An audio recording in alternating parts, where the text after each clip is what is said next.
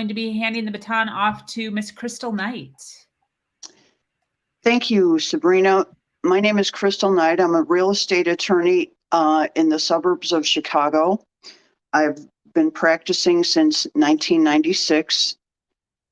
I went into practicing out of my home from the get-go. So I've been doing the at-home office thing for a long time. And when the pandemic hit, it did not really affect me much as a consequence, because I'm used to this. So my first question for everyone, and I have developed my own answer to this question, but I'd like to hear what other people say, is on organization of office and workspace. How can I separate my personal life from my business? And Erica, you touched on that a little bit. And so it's a quick, short question. How can I separate my personal life from my business? And how can I do that from an organizational standpoint? Well, I'll kick off if you don't mind. Go for it. So at the corner office, we teach a philosophy called Better Over Perfect, and it really takes your life and breaks it down into vocations so that you can first organize and structure your life as a whole being, because that's where it needs to start. That's where your foundation is. It's not the structures around you, it's inside of you. And so if you don't have that organization in your life and able to, it's going to be very difficult to then also structure a business and how you're going to show up in that business and how it's not going to interfere with your life and where is it going to intermingle. Like all of those things become so much more complicated. To answer your question, the first thing I say is let's organize and structure your life, give it a well-rounded foundation. And then from there, then you can start determining what type of person am I? How do I actually work the best? And then what are the solutions that are around me?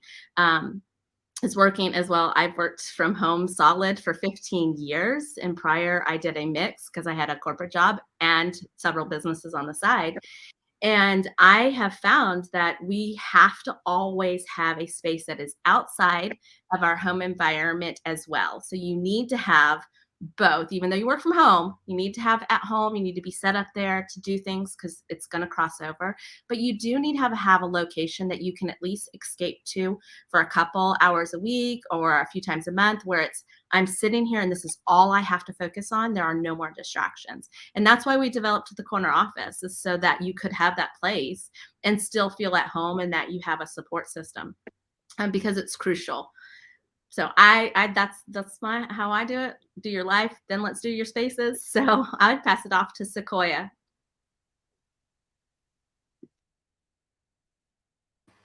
I think Michelle had her hand up first. So Michelle, oh no, okay. Well, what I was gonna say is, like the idea of a home office is really great, but for a lot of new startups, that's not a reality. And so there's this idea that the best businesses started from the dining room table.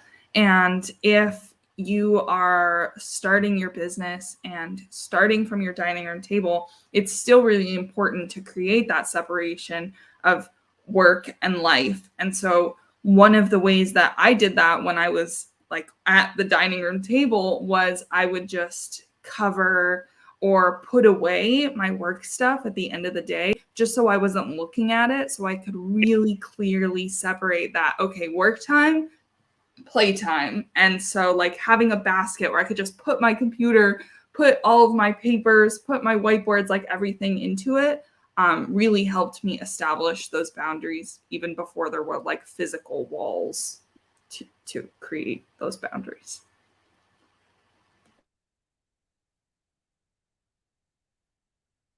Go, Michelle.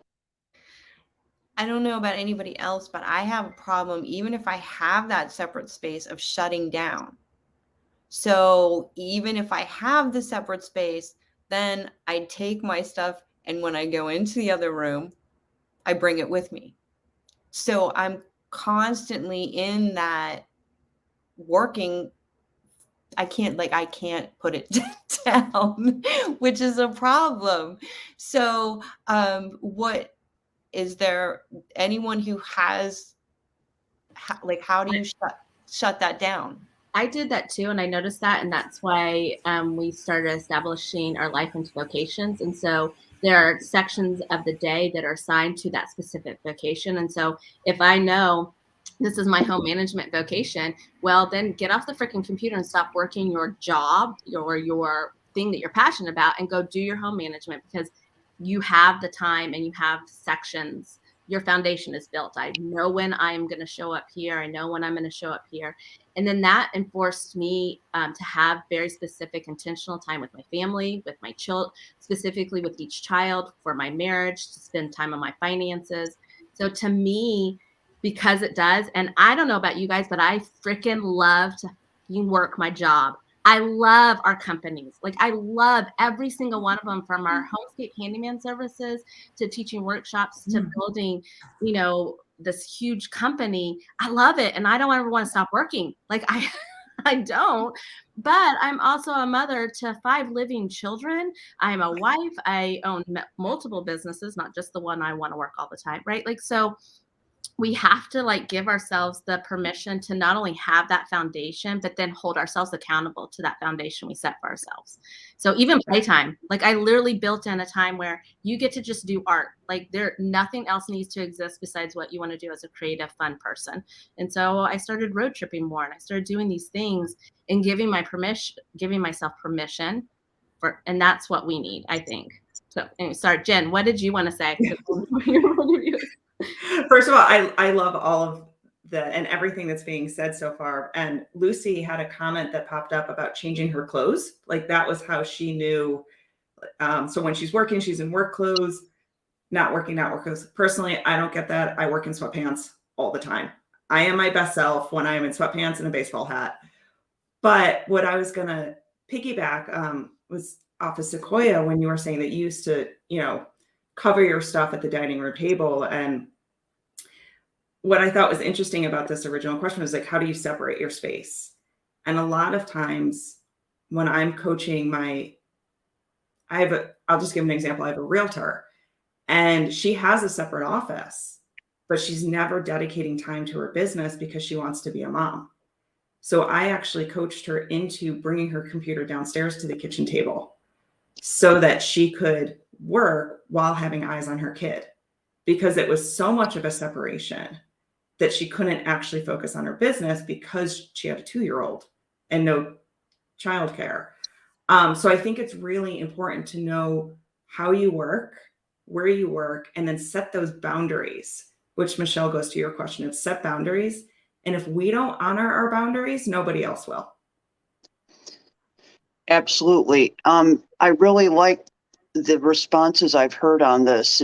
It's been helpful to me because I frankly still struggle with it after almost 26 years or whatever. And I think that to some extent, I went into practice on my own, by myself, with a home office, because I wanted to have control over my time and the ability to set my own schedule.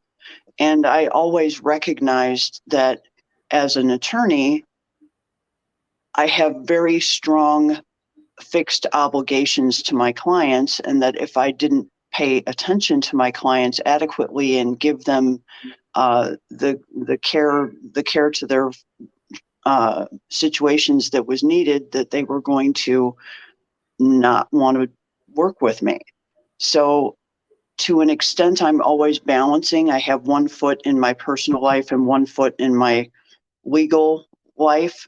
But I have had to set those boundaries, and I've been kind of on a journey all this time, gradually learning more and more about how to make that balance better. Can I just, I saw a comment pop in about someone being on a farm and having really needy pups and needing to find that balance, because a lot of times it's really hard to find an hour to yourself. Actually, that was one of the questions that came in from my clients for this panel, was about like if you have a 9-to-5 or you have kids or you're trying to do all these things while you're starting a business, how do you find the time, or how do you make the time? And I think this goes back to kind of conventional wisdom of like, you need an hour. You might not need an hour. So if you're lucky to get an hour, awesome, use it. But if you can only find 5-10 minute breaks, figure out what's on your list and just micro splice it and just break things down into the most basic step on your to-do list. Because then it's like sending an email might take somebody an hour, but it's like, you know what, let me at least jot down notes of what I want to put into the email. And then the next time you get a 5-minute break, work out the body of the email and so on and so forth. But carving out me time, making me time is really important, and it might look different for everyone. So if you like walking your pups, use that as me time to reset your energy. So like, don't start looking at things as chores, and rather being like my dog's a pain in the butt. And my way of dealing with him and resetting is I just take him for a walk, because then I can let him get his energy out, and then he'll take a nap so I can actually get some work done. Oh, that's a good one. I used to do that with my kid. He's now 17. I don't have to take him for walks anymore. Listen, Crystal, that was absolutely phenomenal. Thank you so much for your question and your interaction.